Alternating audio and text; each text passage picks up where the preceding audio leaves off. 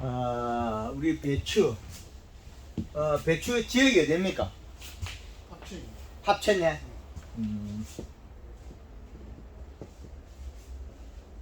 합천에서는 마늘을 많이 하고 하는데 왜 합천 마늘, 양파 많이 하는데 그것도 하필이면 배추가 들어있으니까. 제가 좀 빌럽니다. 합천 지역에서는 그 중산간이 아니기 때문에 여름 배추에 속하기 때문에 거래 경쟁이 있는 게 아닙니다. 경쟁이 별로 없어요. 합천에는 소득이 높은 마늘, 양파, 생강 이게 더 유리할 수가 있어요. 합천에서 우리가 배추를 재배하면 이 어중간하거든요. 제주도 배추도 아니고 해남 배추도 아니고 뭐 고랭지 배추도 아니고 어중중한 단계거든요. 어중중하다. 그럼 내가 식당을 해가 팔거나 뭐 다른 특성이 특이할 점이 없다는 거죠. 특이할 점이 없다. 이렇게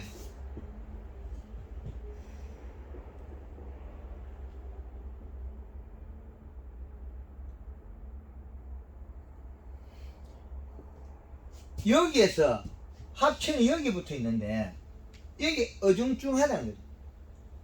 여기다 아니고 뭐 여기다 아니고 여기다 아니고 여기다 아니고 그럼 이 동서남북을 두서 여기 있으니까 거의 중심이 우리나라 전체를 보면 거의 중심에서 약간 뭐 육지에서 중부지방 아니지만 온도를 보면 약간 중심에 속하거든요. 어중중하다는 거죠. 여 면적이 많잖아요. 그러면 여기에서는 생산이 많다는 거예요. 원리를 보면. 그럼 어중중하다는 거죠. 이거는 저온에 저장을 하는데 이거 양념 채소들은 국제적인 단가가 좀 높아요. 국제 시세가. 물론 외국에서 배추를 못 들어오는 게 있는데 국민 소비가 많다 보니까 저장을 많이 하거든요. 그래서 어중중하다. 앞으로는 배추를 이제 배추를 하게 되면 또 쌈채를 해야 되고 쌈채를 하게 되면 일이 되게 많아요. 쌈채를 하는 것 때문에. 그걸 아마 감안하시고 봄 배추, 가을 배추 해가지고는 큰 메리트가 없어요. 봄 배추, 가을 배추, 봄 배추, 가을 배추. 그래서 이렇게 시대의 변화의 평당 소득으로 보면 이게 그리 안 높게 돼 있어요. 예, 뭘 이렇게 갖다 붙일 게 없으니까 좋은 장점을 만들어낼 수가 많이 없다는 거, 장점. 여름에 재배도 안 되고 가을에 재배도 뭐 온도 뭐 그렇고 이것저것 다 갖다 붙여 가지고 할 옛날처럼 뭐 차가 없어 가지고 못 싣고 다닐 때 지방에서 팔을 줬거든요. 이제는 뭐 김치 냉장고가 있어가 뭐 좀 일찍 좀 담고 뭐 이런 유통이 되다 보니까 지역적인 메리트가 없다. 지역적인. 그래서 이 배추는 봄, 여름, 가을에 이 시값으로 여기서 되는데 해보니까 여름에 아무리 빨리 심어도 7월 말경에 들어가서 배추 심어야 돼요. 그걸 해도 그 2달 잡으면 60일 배추. 뭐 8월 초에 심으면 9월 초, 10월 초, 10월 초에 팔아먹어야 돼요. 그럼 저는 뭐 하여튼 8월 달에 가면 싶은데. 8월 달에 팔라고 해요. 예. 양이 8월 달에 해요. 그런 게 이번에 추석이 9월 5일인가 예. 그렇게 했거든요. 예. 그러니까 그 전에 제가 좀 더 한 절반은 받았어요. 아, 올해. 예, 원래. 올해. 그러면 많이 성공한 겁니다. 그 보통 왜 못하게 하냐면 이 배추에 토양에 인산 가리 과달아서 식물이 씨들어가지고 자빠져 버려요. 더위를 탄다는 거예요. 가리가 고온성이 이런데 이게 토양이 많더라는 거죠. 이거를 이걸 어떻게 낮출 거냐인데 이걸 낮추면 가능은 한데 이게 제일 문제가 돼.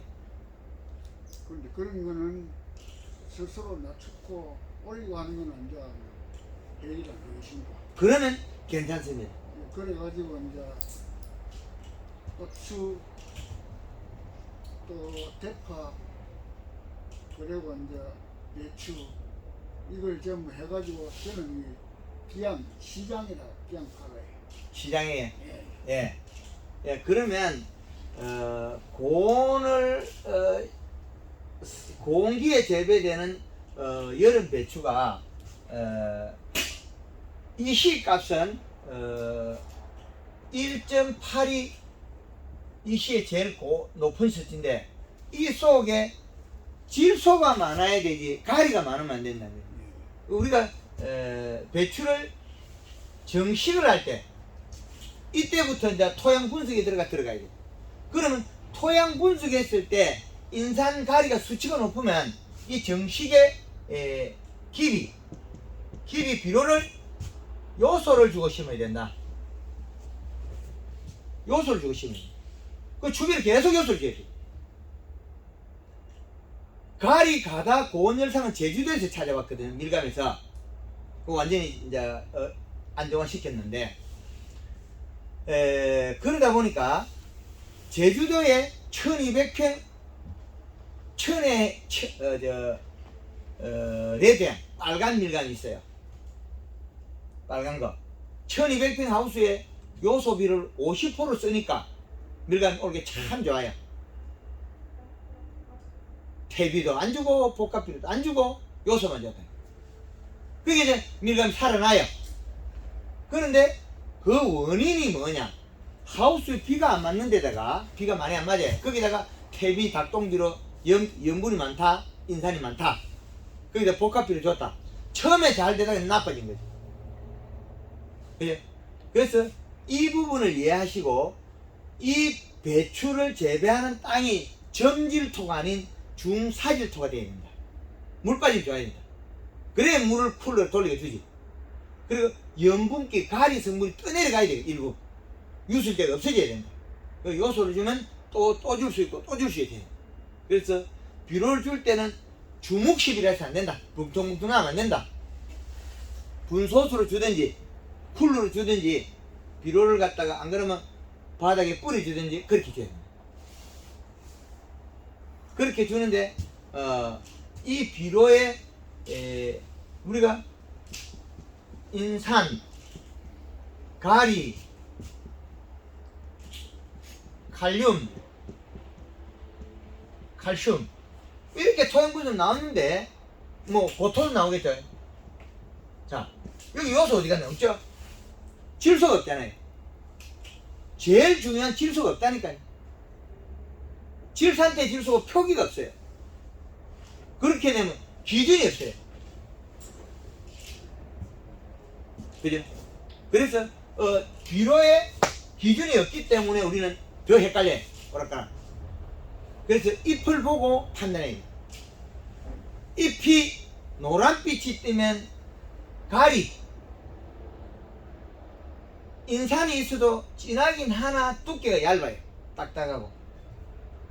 칼륨 이것도 역시 마찬가지 이동장애. 칼슘, 보토 이것들이 있어도 다 있어도 부드럽질 않아요. 색은 진하고 한데 딱딱해 되거든. 부드럽고 이동성이 빠른 거는 질소. 질소가 있어야 여름 이동 잘해요. 물론 가리가 이동 잘하고 칼슘 뭐 이런 게 다 하는데 결국엔 이 중심에 들어있는 질소가 더 역할을 많이 하는데 얘가 없으면 안 된다. 이 전체 더워서 죽어버려. 토양 분석 꼭 하셔가지고 11위 항을 맞추죠. 그 정량보다 높게 잡을 거예요. 제주도에 가서 백합 동산 있는 거기에다가 2년 3년 동안에 요소만 주고 다른 거 안 줘요. 왜 그러냐? 양액을 하면서 비료를 많이 줬던 게 땅 밑에 자꾸 기어올라 오고 있어요. 여름 지나면 또 기어올라, 여름 지나면 또 기어올라요. 땅 밑에서 비료가 자꾸 기어올라요. 제주도에는 물이 이렇게 가다가 어떤 데 올라오는 경우가 있어요. 옆집에 내보다 땅이 높으면 어떻게 그 집에 내려갈 때 우리 집 올라오고. 그래서 한 3년 안 주니까 뭐가 없어지냐? 인산이 이게 뚝 떨어져. 이게 뚝 떨어져. 그래서 인산을 줘야 돼. 이게 비료가 많다가 툭 떨어져 버려요. 그래서 토양 분석을 꼭 해 주십시오. 그러면 재배 됩니다. 여름에 식물 체온을 시킨다. 온도를 낮춘다.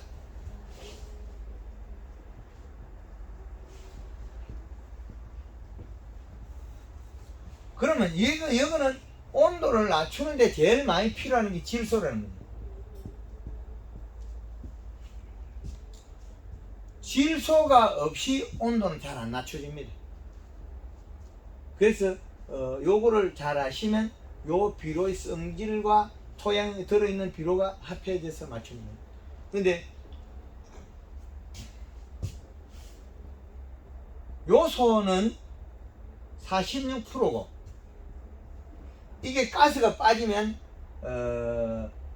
요거 1대 뿌리고 그럼 45라고 봤을 때 우리는 한 30%의 정도의 그 질소를 보면 됩니다. 30% 정도의 질산태 질소로 바꿀 수 있다. 암모니아태 질소에서 가스가 빠지면 토양 결합할 때 30% 정도의 뭐 33이 나가겠지만 그걸 30점 몇 푼 그걸 빼버리고 막 그냥 30 정도의 프로 정도의 질산태 질소로 바꿔서 쓸 수 있다. 그래서 이런 비료에 그리고 더위를 탈 때 우리가 연면 시비할 때도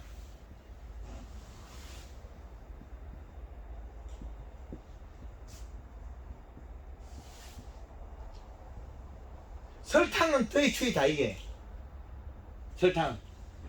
설탕은 더위 추위를 다 이게 아주 그 중심을 잡아준다. 그리고 여기에다가 더울 때는 요소를 섞어 쓰면 된다. 요소는 얼마를 섞을 거냐 이 차이죠. 가린을 섞어버리면 또 중화가 돼 또 바뀌어요. 왜 땅이 많이 있는데 더 쓸 필요 없는 거죠. 그래서 요소를 쓰면 40에서 120g까지 물 한 마리 20리터 기준에 40에서 120g 설탕은 60g 골드그린 60cc 이렇게 구성한 물 20리터 기준 해가지고 500에다가 한 산에 쓰는 요걸로 가지고 온도를 낮춰야 돼. 요소로. 근데 잘못하면 팩 쏘진다니까요. 근데 성장을 했는데 질소를 다 묻고 뿌리에서 흡수한 게 가리가 많아버리고 이 햇빛 나면 쓰러져 버린다니까. 근데 그 햇빛 나기 전에 토양에 질소가 많으면 물 묻거나 도로 뻗지 일어서야 돼. 비 오고 나면 자빠지고 배추가 다 죽는 경우가 있고 비 오고 나면 자빠지게 아니고 도로 일어서가 잘 수 있대. 그래서 배추 두둑 만들 때 여름 배추 할 때는 두둑을 높게 만들어요. 낮게 만들면 큰일 납니다. 물 빠지면 좋게 만들고 물이 안 빠져갖고 그 뿌리에 과습이 되고 온도가 올라가면 뿌리가 호흡을 못해가 죽어요. 그런 부분을 염두에 두고 하시면 좋겠다. 배추하고 이제 대파는 안 합니까? 대파도 깨 수확한 후에 예.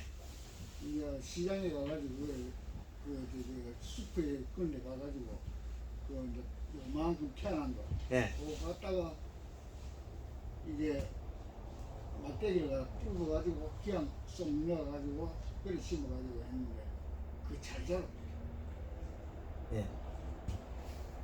그래서 우리가 작물 재배할 때는 꼭 그 기준을 맞춰야 됩니다.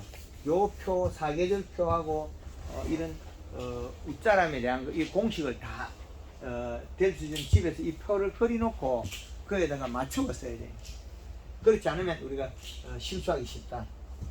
그러면 뭐 2월 정도로 지금 그거는 지금 되어 있거든요. 예. 그래서 이제 위로 양은 어느 정도 소요되느냐 하는 그게 이제 이번에 이거 측정기 산 이유가 이게 네. 이제 날 알지. 측정 예 그렇죠. 우리 이승훈 선생님 저 기술센터에서 우리 지도할 때하고 제가 한 강의하고 어떻습니까? 이건 뭐 실제 현장에서 하는 거니까는 나름대로 있다. 메리트가 있죠. 차이가 나죠. 예. 우리나라에서 쓰지 않는 방법을 개발해 가지고 새로운 농업의 기초 이론을 만들어내는 거죠. 이런 기초 이론이 없으면 우리가 지금까지 그냥 비료를 썼는데 그 성격을 모르고 이 차이 때문에 그래요. 기초 이론. 과거에 쓰던 이론이 지금 그대로 전해내려면 우리는 앞으로의 미래의 발전이 있다는 거죠. 그래서 좀 바꾸고 해야 된다. 네, 하여튼 근데 예, 조금 전에 토양 검정 예, 그 하는 거 그게 저는 농업기술센터 가서 많이 하는데 할 때마다 이거 나는 이제 농업기술센터 직원하고 나오고 이 조금 차이 나요. 예, 근데 어떤 하면은 이 농업기술센터에서 참여를 하는 것도나 예, 참여를 하는 것도나 참여 그 하우스 안에 그 흙을 떠가지고 날라가지고 가면은 토양 검증 해줍니다. 예, 그런데 그거 가면은 뭐 토양 내에 있는 모든 영양이 나오잖아요. 예, 그 질소는 뭐좀 아주 그지냈고 그러는데 거기에 그 참외는 다른 친구가 틀립니다. 참외는 그냥 이래 하면 안 돼요. 예, 근데 참외가 옛날에 지금부터 30년 전에 참외 나왔는 거하고 씨앗이 예, 지금 참외하고 예, 근데 토양 검증에서는 참외만 나오잖아요. 예, 그러면은 이게 기준이 언제냐 이 말이지 내 말은. 예, 그 기준이 다르잖아요. 품종 특성에 따라서 요구도가 다르겠지. 그렇죠. 그런데 그걸 가지고 옛날 기나 지금 기나 참여해 가지고 이 대기를 쓰지 가지고 낸다 이 말이지. 그래 하면은 농기술센터에 있는 근무하시는 분이 그걸 보통 국가공무원이거든요.